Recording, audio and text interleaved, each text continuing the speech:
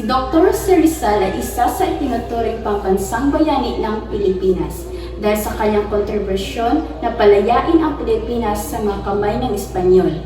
Siya rin ang nagtulak na mahalin natin ang sariling bansa, wika, kultura. Siya rin ang nagtulak na mahalin natin ang edukasyon dahil sa kanya, ang edukasyon ay ang susi ng ating mga pangarap. Halina't balikan natin ang Early Childhood and Education ni Dr. Jose Rizal. Noong gabi ng Hunyo 19, 1861, ipinanganak ang isang batang lalaki na nangangalang Jose Protasio Rizal Mercado y Alonso Realonda. Si Jose Rizal ay bininyagan ni Padre Rufino Colantes sa pabinyagang ito ng simbahan ng Calamba noong ika-22 ng Hunyo ng 1861.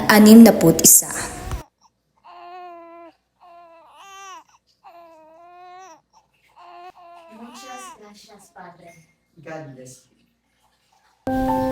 Makalipas ang 3 taon, si Pepe ay 3 taong gulang na. Si Doña Teodora ang kanyang naging unang guro.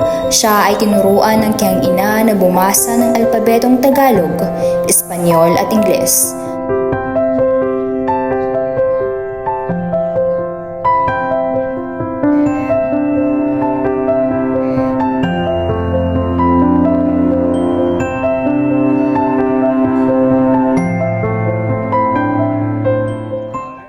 Noong 1865, pumanaw ang pinakapaboritong kapatid ni Jose.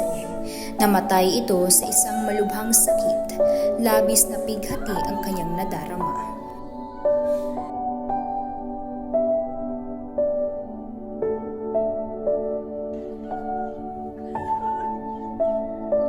Labis na sakit ang kanilang nadarama.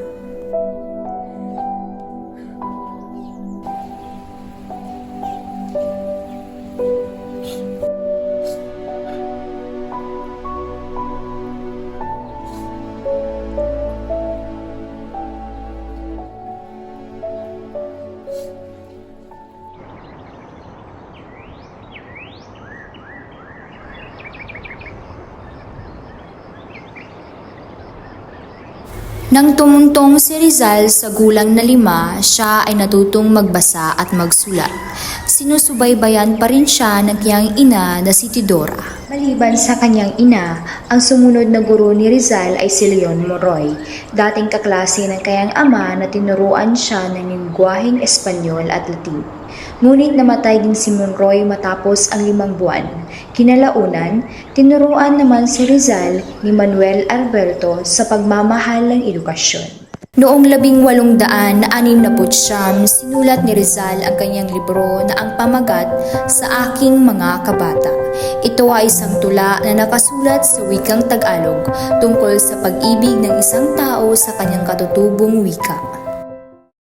Matapos ang maikling panahong pagsasanay sa kanilang tahanan, nagdesisyon ang kanyang ama na ipadala siya sa Binyan, Laguna, kasama ang kanyang kuya na si Pasiano at ipinasok siya sa munting paaralan ni Maestro Justiniano Aquino Cruz.